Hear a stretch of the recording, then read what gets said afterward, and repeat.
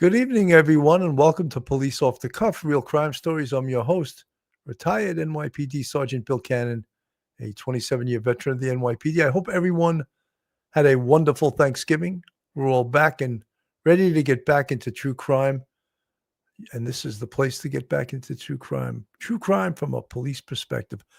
This case that we're covering is really one of the most horrific cases that I have seen on this show. And I was talking to Professor Mike Geary before this. This started out, of course, as a missing person case. And what happened to Rebecca Park, who happened to be 36 weeks pregnant, 38 weeks pregnant. I thought she was due or overdue. And it seems as though, no, not just seems, it is so that her body was found weeks after she was reported missing. She was reported missing on November 3rd. And her body was found weeks later, and she was no doubt murdered. And everyone wanted to know what happened to the baby that she was carrying. And the unthinkable, whenever you think of sick deeds that people do, and the sickest people are people who are drug addicts. There's no doubt in my mind. I've seen it in my police career. You lose your soul when you're a drug addict. And you could just look at these two people on the screen, right? And that's Courtney Bartholomew and Bradley Bartholomew. And Courtney is the mother of Rebecca Park, who is the murdered daughter of Courtney and Bradley. And looking at them screams drug addicts, just screams to me they're drug addicts. And then we look at these two. And that is the alleged fiance or the baby's daddy of Rebecca's baby. Look at that guy. If that doesn't scream drug addict, I don't know what does. And to his left is the sister of Rebecca, Kimberly Park. And I think when the investigation is over with here, they were all four arrested. And Courtney Bartholomew and Brad Bartholomew, they're charged with murder and 7 other charges. Richard Falor, Rebecca's fiance, come on. Kimberly Park, her sister. This is really a disturbing case. And at 22 years old, and she was 39 weeks pregnant, Rebecca Park should have been celebrating her final days before meeting her first child. She had a loving family. Well, I don't know about that. Her fiance, who you see up on the screen, and a recent inheritance, which was like $2,000. To me, that's not an inheritance.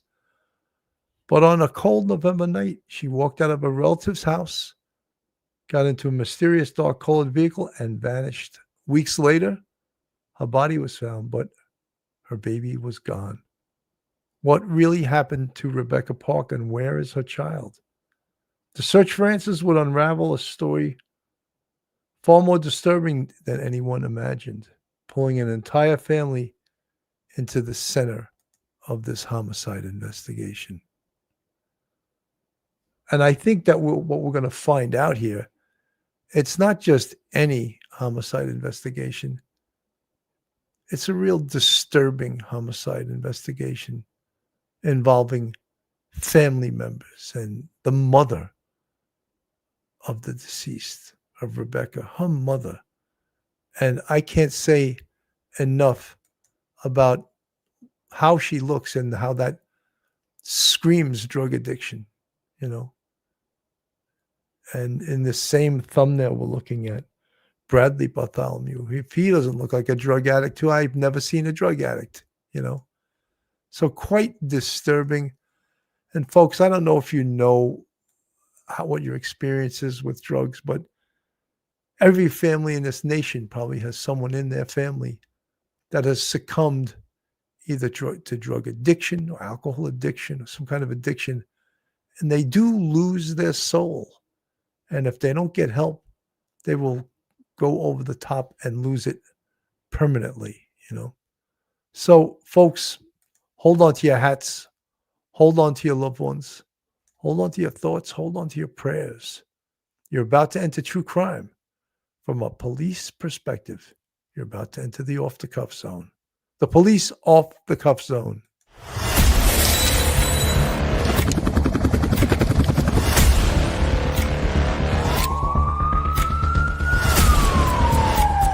There has to be some common sense.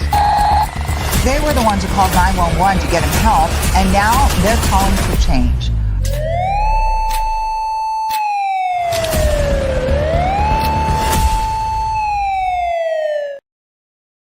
You know, joining me tonight is always a fan favorite, retired NYPD sergeant, professor at Albertus Magnus College in Connecticut, attorney. Welcome to the show, Professor Mike Geary. Welcome, Mike. Hey, Bill. Good evening. Good to see you. Good to see you. Thank you for having me on. You know, Kim just said in the chat, Kim Alliston, one of our great moderators, Sergeant Bill, I believe Rebecca was brought up by an adoptive family who are caring and kind. You know, Kim, I don't doubt that, and I don't dispute that, but she still had contact with the savages in Yeah. her biological family. Yeah. These people are the ones who caused her demise. And when you have a dysfunction, look at this guy. This guy's her fiance? Come on. Are you kidding me? Look at her sister. And I apologize if I'm judging the book by its cover, but in this case, you can absolutely judge the book by its cover. Professor Mike. Bill, this is what I used to see in the Bronx in the 4-6. I used to see this up in the 5 and the 3-0 as a sergeant. You know, you get they're like the Night of the Living Dead, the walking zombies from the apocalypse. You know, they're up for 3 days straight. They don't bathe, they don't eat, they just do crack, they do coke, they do heroin, you know, they drink. They're zombies. They sell their soul. They will do anything. They will sell themselves or whatever they have, or that I've seen mothers sell their children, prostitute their children for crack. So this is the kind of stuff that goes on. And so, you know, she was raised, I believe, by an aunt named Stephanie Park, but she kept having contact with her biological mother and her and the biological mother's boyfriend. But you know, these people who succumb to the narcotics, for many of them, there's no hope. They can't escape it, and they steal. They'll do anything for the money for the drugs, and the way they live, it's terrible. It is terrible, and for poor Rebecca to have to be somewhere in the center of this, it turned into a huge tragedy. Absolutely. Nurse Ratchet 8872. Is that Nurse Ratchet from One Flew Over the Cuckoo's Nest? Right. Her adoptive family has her other 2 children. You know something? What are you doing? Again, I have other questions, and I'm sorry to be so judgmental, but what are you doing when you're 22 years old and you're on your 3rd kid and you have no source of income? You're living with relatives. That's not a good look. It's not a good way to go about your life. And then if she's really saying that this dude is her fiance, are you kidding me? And I'm going to be judgmental. If that's your fiance, you got problems. And he just got held without bail or $1 million bail for some narcotic trafficking, and he's got a history of it. And that's why the judge required $1 million bond. And then the sister, Kimberly, they wanted $750,000. So what I'm seeing here, and again, assuming or presuming they're involved in the murder, and the judge is using that to hold them in. And this case smells in every single direction we look at. Look at this family here. In the middle is victim Rebecca K. Park, right? And then you have her mother, Courtney, and Brad Bartholomew. And then up at the top, the fiance. The guy looks like he spent the whole day changing oil on cars, and is that really the fiance? And then the sister, Kimberly Park. It's a bad look. It's we used to say Mike TPT, yeah, you know me, trailer park trash. That's Yeah, what this looks like to me. it is. And again, as they say, but for the grace of God, there go I, but this is what causes dysfunction, alcohol and drugs. And this is what causes people to lose their soul, drug addiction. I want to play this from Law and Crime with Jesse Weber here. Was reported missing on November 4th. Her family says she was 38 or 39 weeks pregnant, and she could go into labor anytime. As the weeks went by with no word from her and without her showing up at any local hospitals with a baby or to give birth, rumors started swirling about what might have happened to her. 22-year-old Rebecca was last seen on November 3rd at her mother's home in Boon Township. This is according to Wexford County investigators. She apparently got into the passenger side of a car outside the home. And once the sheriff's office knew she was missing, they started doing searches on foot, also with canine teams, a drone. This is according to news outlet Michigan Live. There was also apparently volunteer search groups that were not affiliated with law enforcement. They were out searching for Rebecca. And on November 12th, so this is 8 days after Rebecca was reported missing, police issued a public announcement for her to contact them, hoping that maybe she was scared and hiding out. The sheriff's message assured Rebecca that she wasn't in any kind of trouble. This was according to Michigan Live. But there was still no sign of the mom-to-be. Rebecca's phone was found on a dirt road near her mom's house where she was last seen.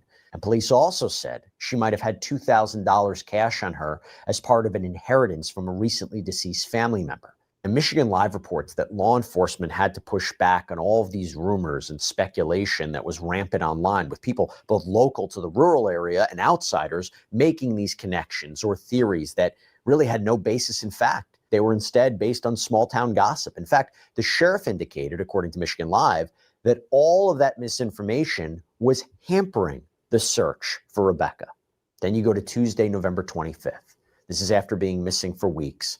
The sheriff announced that a female body resembling Rebecca was found in the Manistee National Forest.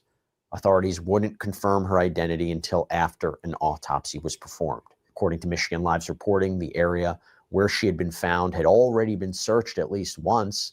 The sheriff wouldn't comment on whether her body may have been moved, and it's our understanding from the sheriff, he says that it was citizens who found the body, not law enforcement. In fact, when it came to questions from reporters during that news conference, Sheriff Trent Taylor, as well as the Michigan State Police, didn't really have much to say. We can't answer that. Yeah, no comment on that. I don't have any comment on that at this time. And those are details, again, that we can't comment on at this time, but hoping in the future that we can comment on that.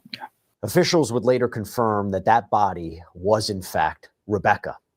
But there's a caveat. I don't,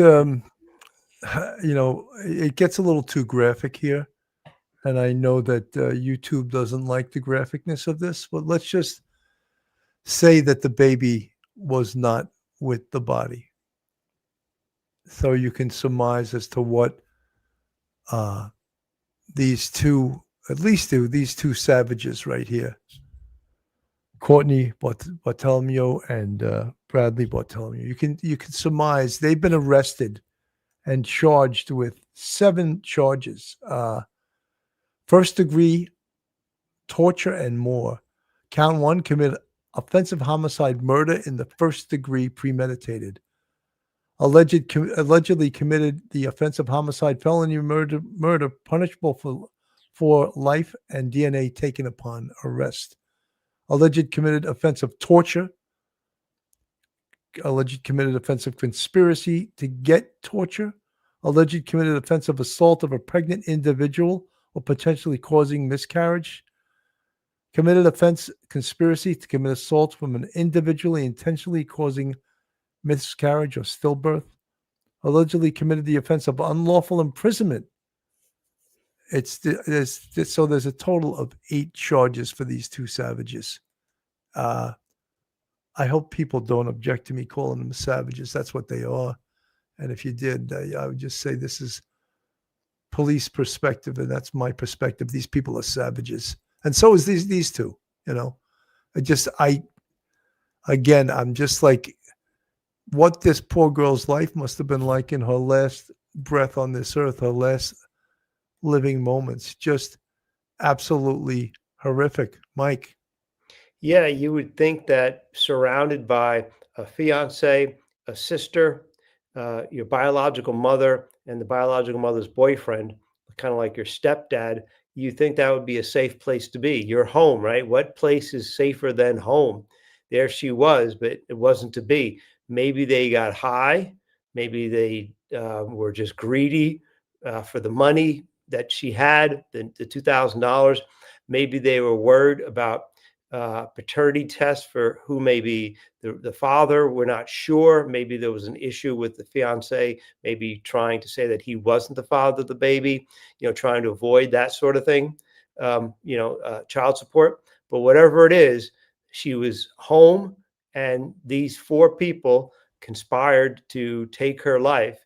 And it seems like the mother and the biological mother and the stepdad are the ones that did the homicide, and that her sister and her fiance were the ones who helped cover it up and helped conspire and tell a story to the police to maybe mislead the police. But that's the sad part about this. No one in that family cared about Rebecca or cared about that baby. And that is just, something that you cannot even fathom if you have anywhere near a normal family. And in this family, they are so dysfunctional and so addled and maybe mentally impaired by narcotics. This is what they're capable of doing, to take two lives, an innocent child and an innocent mother-to-be, is beyond most people's comprehension. So we'll see how this goes. But it looks like the police early on figured out what was going on. And they did a great job. I think the Michigan State Police and the Wexford County, Michigan Police did an excellent job in this case. Absolutely.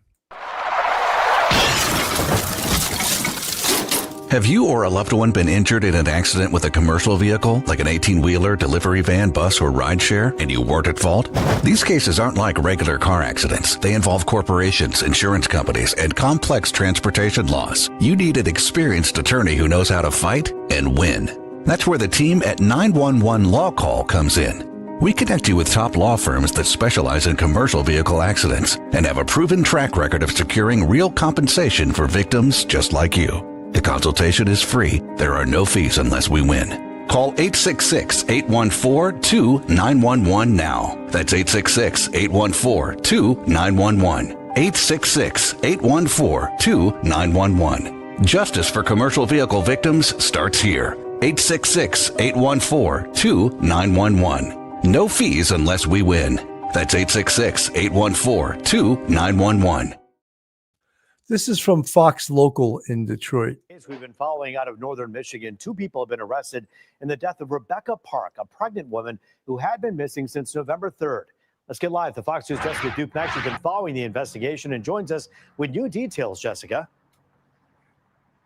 Roop, I want to get everyone up to speed, first of all, because this case does stem out of northern Michigan, but it has had mass appeal across the country. We're talking about a young mother, 22-year-old Rebecca Park. She went missing in early November. She was 38 weeks pregnant, actually starting the process of labor when she was last seen by her mother in the Cadillac area, specifically Boon Township. Now, 3 weeks after she went missing, this takes us to last week, her body was found not too far from when she was last seen in the Manistee National Forest. An autopsy confirming over the weekend the worst, that it was in fact Rebecca Park, but sadly her baby was nowhere and is nowhere to be found at this hour. Now, last week, shortly after her body was found, there were 2 people that were arrested.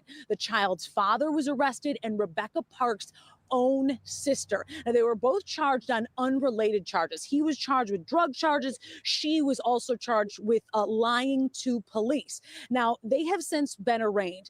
And we learned in the last 24 hours, 2 more people have been arrested. Courtney Bartholomew and Bradley Bartholomew.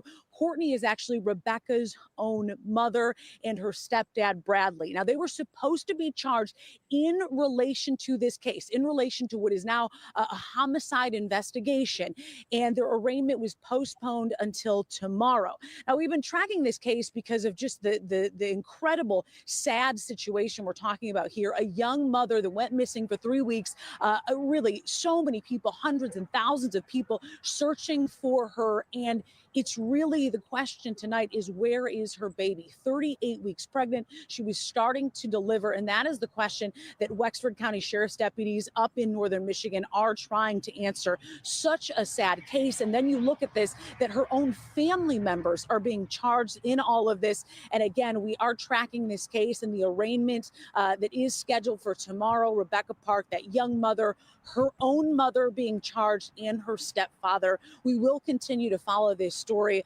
There are a lot of internet sleuths on this one because of just the horrific details of the case. So I caution, as you go to Google, proceed with caution, because there's a lot of theories out there that are unfounded. We're going to leave the investigative work up to the investigators. Stay with Fox 2 on air, online for the latest in this case. Reporting live, Jessica Dupnack, Fox 2 News. And I know everyone's just piecing together information, including investigators right now, but is it clear at all if this baby was born? And if the baby was born, is it presumed that someone has the baby? What are the investigators telling you about that? Well, that's what I'd like to hope, Rup, that someone does have this child tonight. There's all kinds of outlandish theories out there, and it's unclear. The medical examiner, of course, a small town medical examiner, really not releasing any details about cause of death, or if she were to deliver that baby, or if something else happened with the body. A lot of theories, and your mind can run wild at this point. Until the arraignment, I'd imagine we'll get some more details tomorrow, which will be pivotal in this case moving forward. And I know you'll be on top of it. Jessica Dupnack for us live tonight. So I think, Mike, we do know what happened. All right? Yes. You want to give the audience a synopsis of what happened? Well, they were arraigned, Courtney Bartholomew and Brad Bartholomew, and they were arraigned, taken into custody, and they were arraigned on the homicide and the torture charges and the unlawful imprisonment charges for like grabbing her and not letting her go, and probably putting her in the car and driving her to the wooded area where her body ended up being found. But that's what happened the very next day. It was a Tuesday. They were supposed to be arraigned on a Monday, and they were arraigned on Tuesday instead, because there was so much evidence being gathered against them that the prosecutor asked the judge, could we just hold off for 24 hours? And that was granted. And now they're arraigned, and now they're going to be in jail awaiting their trial. But that's all we know right now. Nothing further on the baby being found anywhere. There's all kinds of wild rumors, stuff that you see online. You can't believe probably 66% of it. Maybe some of it's true, but as of right now, we have no information whatsoever on whether or not the child is alive, or whether the child's alive and being held by another party involved in this case at all. So that part, unfortunately, is unknown at this time. This is from a local station called UpNorthLive.com, an ABC affiliate. And those charges giving us a glimpse of what investigators say happened to the 22-year-old and her baby. Rebecca's biological mother and stepfather, Courtney and Bradley Bartholomew, in court today on 8 charges each. Now, we are warning you, the details of this case are very difficult to hear. Up North Live's Tony Lundy joins us live from the Wexford County Courthouse, where the couple was charged with the murder of Rebecca and her baby. Tony, what was the atmosphere like inside that courtroom today?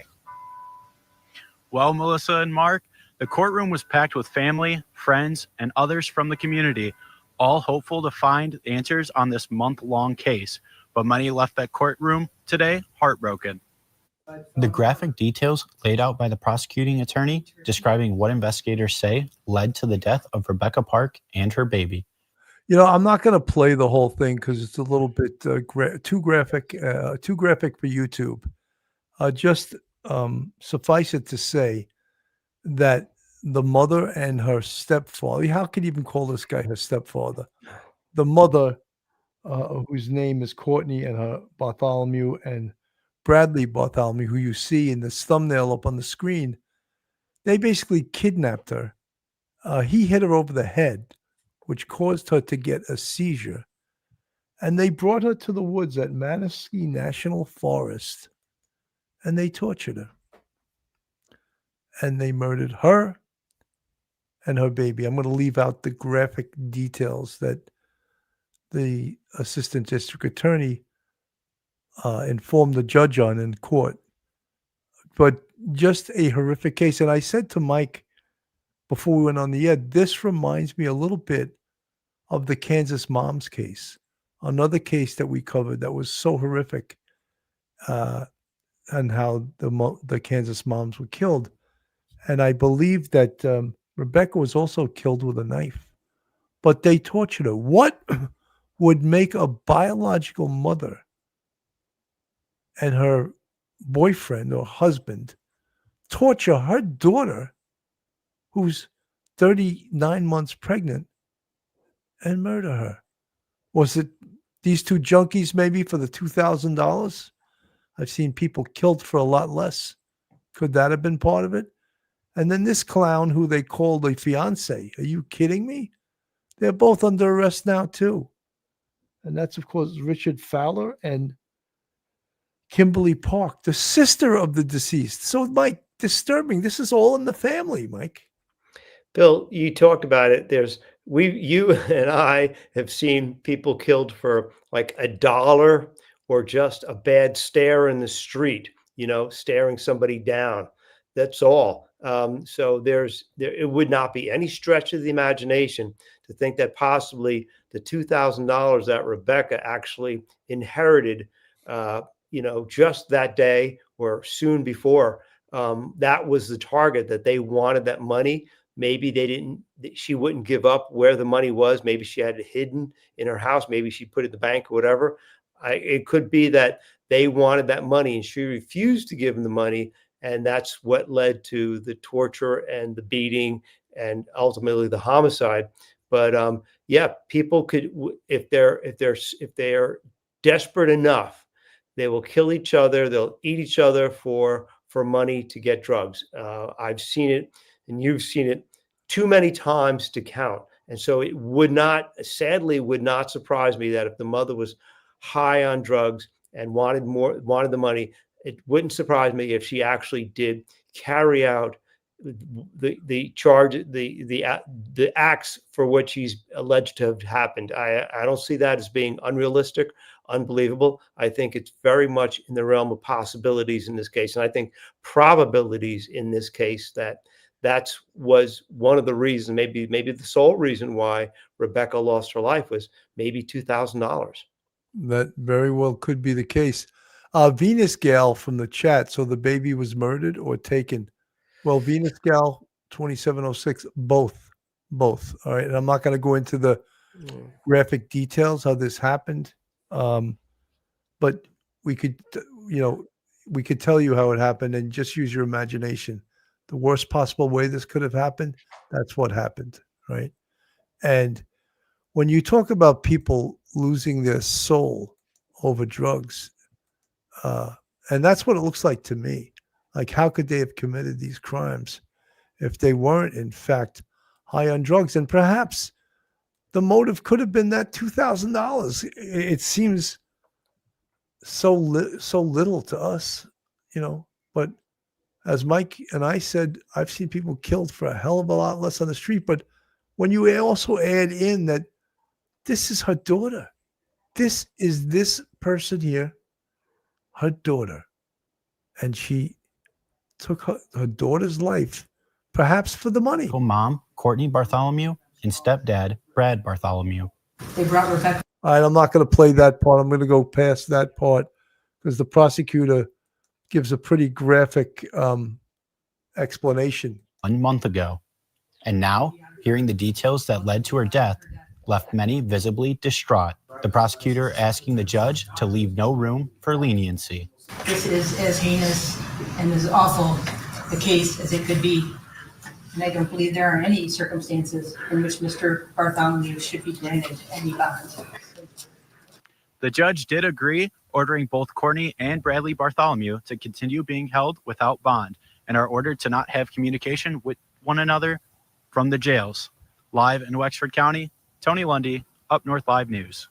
So pretty damn horrific. And I guess, guys, you can also, we're leaving out the real graphic parts, but you can surmise that that's what happened. You know, that's what really is the worst thing you could think of right now. That's what happened in this case, you know. And so we go from a missing 23-year-old girl who's 38 weeks pregnant to a 38-year-old murdered mother and her baby, both murdered on the scene. And it appears they were murdered by the biological mother and the stepfather of Rebecca Park.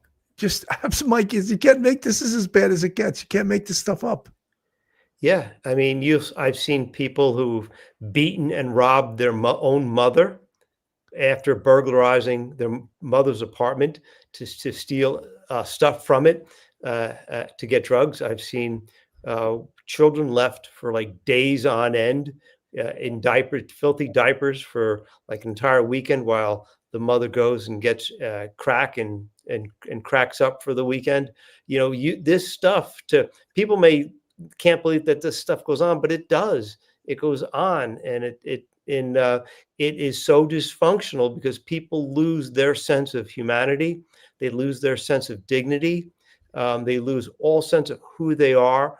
The people they're with, they would sell each other for money to buy narcotics for, you know, a little piece of crack or cocaine. You know, it is an alternative universe for these people. They don't live the normal life that you and I live. They live a life that is dependent on and revolves totally around getting money to buy narcotics and getting high and then sleeping it off a couple of days later. But this is the kind of stuff that cops deal with, first responders deal with, emergency personnel deal with in hospitals and nurses, you know, every day of the year. So sadly, this isn't a singular event that could never possibly happen ever again to anybody else. There's many families that are just about this dysfunctional. Absolutely.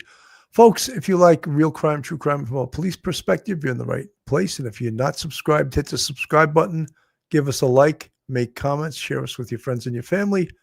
And if you want to contribute to us financially, we have a Patreon with 4 different levels. We also have a YouTube channel membership with 5 different levels. And you can become part of the Police Off the Cuff YouTube family.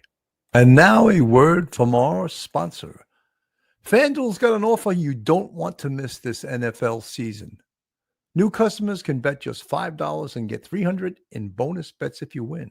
That's right. Pick a bet $5, and if it wins, you'll unlock $300 in bonus bets to use all across the app.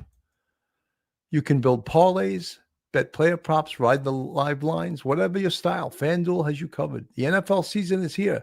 The only question is, are you ready to play?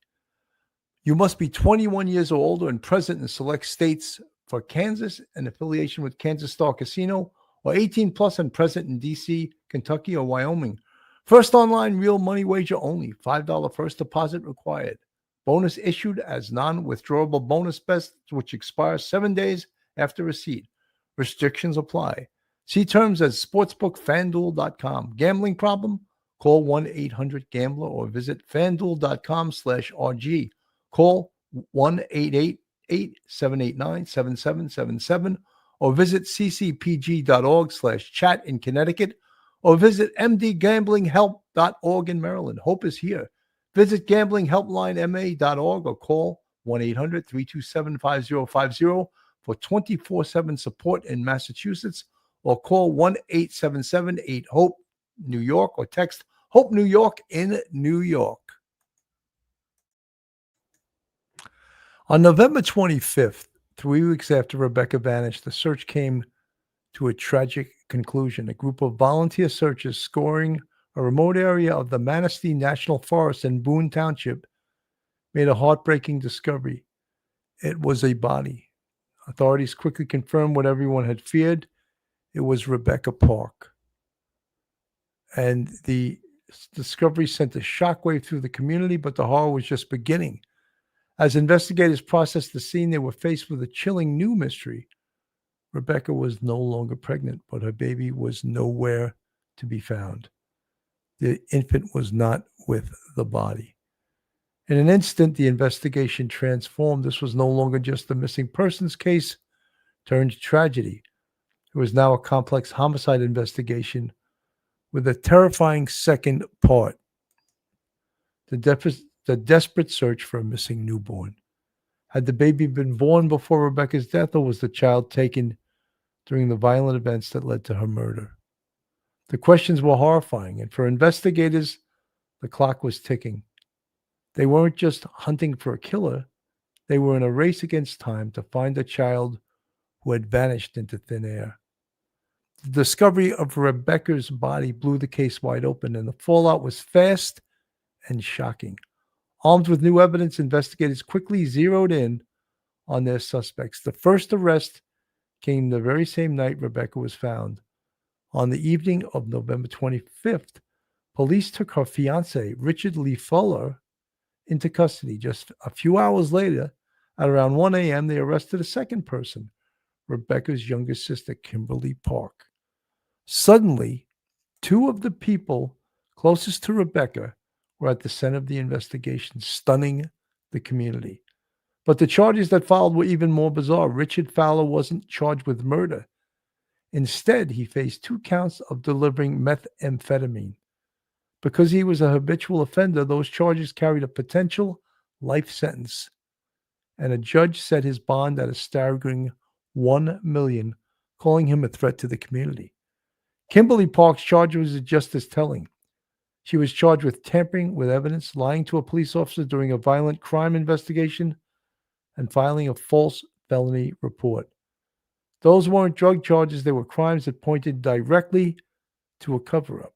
Her bond was set at $750,000. The message was clear. Police believed Rebecca's fiancé and sister were involved in a calculated plot surrounding her disappearance and death. The web was unraveling, but the most shocking arrest was still to come.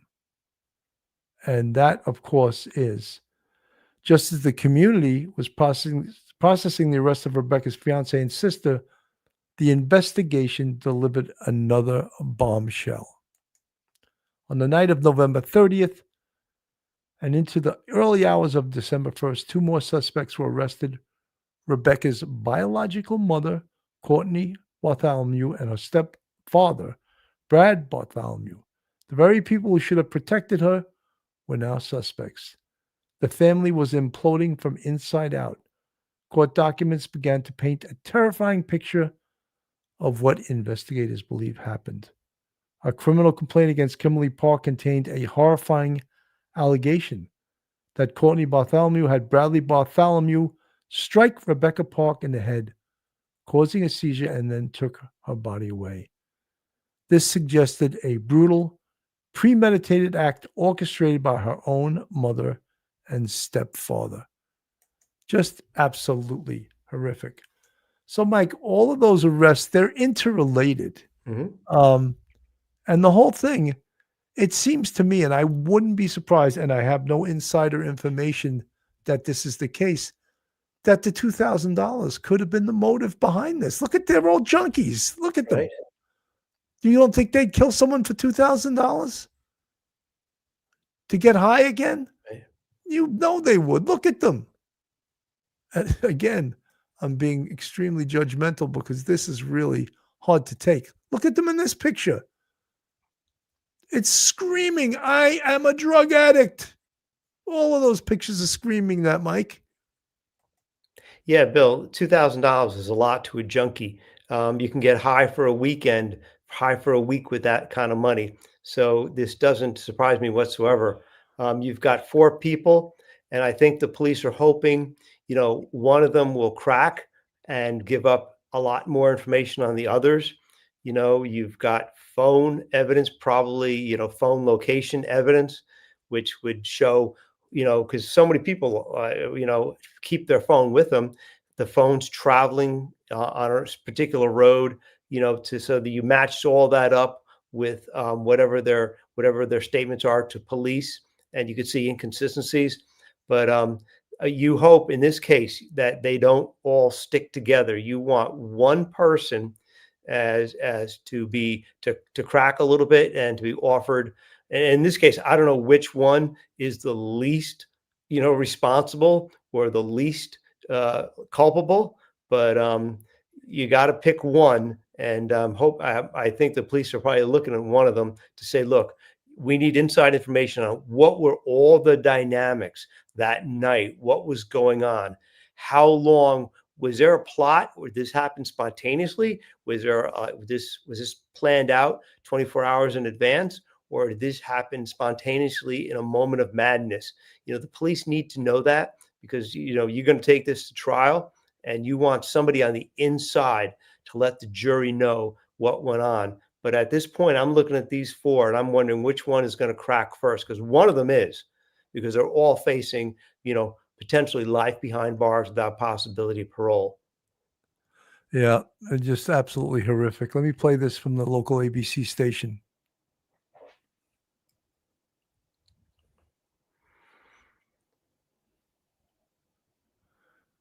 Here we go. They wanted to show us. And the son, or the young boy, or the 20-year-old did not want the dad to go up, and asked if I could go up and see if it was a mask or if it was really somebody. And it was Rebecca. And you knew at that moment that it was Rebecca? Yes. This was the civilian group that searched for Rebecca and found the body. New developments tonight after the body of Rebecca Park was discovered in the Manistee National Forest. Rebecca's fiance and sister are now behind bars as the death investigation widens. 21-year-old Kimberly Park now being held on a $750,000 bond, with the judge today calling her a flight risk. Richard Falor, Rebecca's fiance, is being held on $1 million bond and being called a threat to the community. The charges come just a day after a body resembling Park was discovered by searchers in the Manistee National Forest, with police, as we showed you last night at 5 o'clock, descending on that Boon Township property, making a series then of arrests. Investigators telling us they can't confirm if it is in fact Park until an autopsy is performed, nor can they comment on the status of Rebecca's baby. Yeah, we want to get right to Up North Live's Tony Lundy, following this story for weeks, and live tonight from the Wexford District Court with the latest on this case and reaction from Rebecca's adopted mother. Well, Mark, Stephanie Park was inside the courthouse that's right behind me today to see both Rebecca's own sister and her fiance face a judge and charges related to her disappearance, but neither of them faces a charge directly related to her death yet. We are told the investigation continues, so additionally charges could come. But for now, Kimberly Park is charged with tampering with evidence, lying to police, and filing a false report. Rebecca's fiance, Richard Lee Falor, faces 2 meth delivery charges and a habitual offender enhancement that could bring a life sentence. The pair's arrest came after the discovery of Rebecca's body last night, bringing an end to what has been proven to be and continues a difficult time for those who knew and loved Rebecca. Yeah, I would appreciate all the public to just, if you see me or the kids, just nod, but do not approach us. Yeah. I am not capable of doing that. I cannot hold it together for the kids Investigators say that the autopsy has not yet been scheduled, and they are not commenting on the status of the baby Rebecca was believed to be carrying. Live in Wexford County, Tony Lundy, Up North Live News. So we have some more details, and that wasn't the most timely. We know that Courtney and Bradley Bartholomew have both been arrested for murder. And there's a very good chance that these two could be accomplices. And that's, of course, Kimberly Park and Richard Falor. I laugh whenever they use the term fiance. He's really a fiance? No, he's a meth dealer is what he is. I don't think he's suitable to use that French word fiance. He is a drug dealer, not a fiance, you know. And for the trafficking in meth, he could get a life sentence because obviously it's not his first time. The other thing is that it came up in this investigation. He's also a registered SA offender. So he's got that going for him too, you know. So he's a winner, this guy. And to call him a fiance, I think is a stretch of the imagination.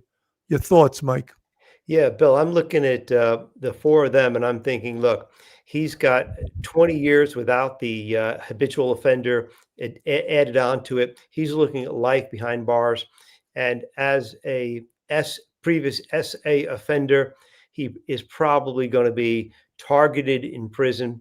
I would think that he would be a very weak person. I don't think he would stall or act bravely in front of the police. I think he would sell out anybody and everybody because he sold out his fiance, his pregnant fiance, in this case, and joined in the conspiracy to get rid of her. I think he's probably a weak one. The mother and the stepfather, I think that they'll probably keep their mouths shut. The sister, she's probably a meth head too, but I'm looking at him. I think he's the most interesting one. I think he's the one that you may be able to get some leverage on him because there may be daylight in his life where he may he may be able to get out of jail before he's like 100 years old. But yeah, amongst the four, I think he's the most interesting one. I hate to use that term. It's not a term of endearment in this case, but it's a term of suspicion. I think he'd be the one that would crack. Yeah, he is the kind of person that you need to have off the streets. People talk about life behind bars without possibility of parole. That's what this punishment, that kind of punishment is designed for that kind of person. This person, he has destroyed so many lives with his narcotic dealing and SAing people that you need to have him. The world is a better place with him behind bars. 100%, Mike. That's well said. Let me play this from Jesse Weber a little bit. Here, the torture aspect as well, because to do this or to try to extricate this unborn child while this woman is alive, much less, and ultimately causing the death of that child as well, and the other elements or the other offenses that they're ultimately going to be charged with. So the prosecution's always going to put forth as much as they can, especially a case of this nature where you have the murder of a woman and an unborn child. It's very sad, something that the government's going to want to send a message on. And to be clear, when they're saying premeditated murder, right? When they're saying conspiracy to commit torture, conspiracy to commit this assault, the intention to cause miscarriage or stillbirth, how are they going to prove that? How are they going to prove there was this criminal agreement, this criminal understanding to do this plan, this intent? Are there text messages? Is it just the state of the body that Rebecca was in? And by the way, we don't have more details about where the baby is. They're saying the baby's dead. We don't know more about the remains. But how are they going to prove what is the intent here? What was the planning here? What was the agreement? Absolutely. So with a conspiracy charge, you have to have two or more individuals that conspire to ultimately commit an act. So there's going to be some sort of evidence, or at least has been some sort of evidence that would establish that Mr. and Mrs. Bartholomew ultimately created this plan. Did they create this plan with more individuals? And you may see that via text message or text messages amongst themselves, or maybe some sort of social media diary or note diary. There's something there that the government has that's going to show that they had a pretextual plan to get this woman there. Not only that, but the fact that this young woman actually came to the home. That's going to satisfy yet another element or portion of this where she was ultimately lured to that location. And while at that location, there's evidence that they in fact did torture her and that resulted in her death. So again, my guess is going to be that they tried to remove this unborn child. Horrible, just absolutely horrible. And again, I have to be judgmental about this. Only people that are on drugs like this are this evil, that lose their soul and will do horrific things for seemingly almost no money, just to, And I think it probably was about the money. $2,000 to two junkies like this, like that, 4 altogether, they'll kill for $2,000. Mike, your final thoughts. Bill, I think that this is a tragedy, and the narcotics use across our country with methamphetamines and fentanyl. There's tragedies all the time. This one is particularly tragic because it involves a mother just about to give birth and an innocent child. So that's really horrific. But I think that the prosecution did, and the state police and everybody did a great job. And I think they probably have a lot of information that has not been made available yet. And they probably, because the way they acted, once they found the body, they made the arrest quick on the sister and the fiance, and a couple of days later on the mother. I think they've got this sewn up pretty darn tight. And so I think people should be happy with the professionalism of the police departments involved in this case. You know, Mike, I think you're right. And here we'll give one last look at the perpetrators here. And that's Courtney Bartholomew, Bradley Bartholomew. And then we have the sister, Kimberly Park.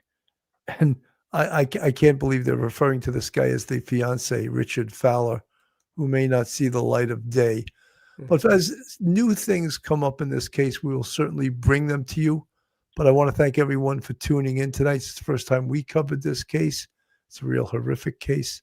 So everyone have a great night tonight. And I'm Bill Cannon from Police Off the Cuff on behalf of myself, Professor Mike Geary. Have a great night, and God bless everyone. One episode just ain't enough.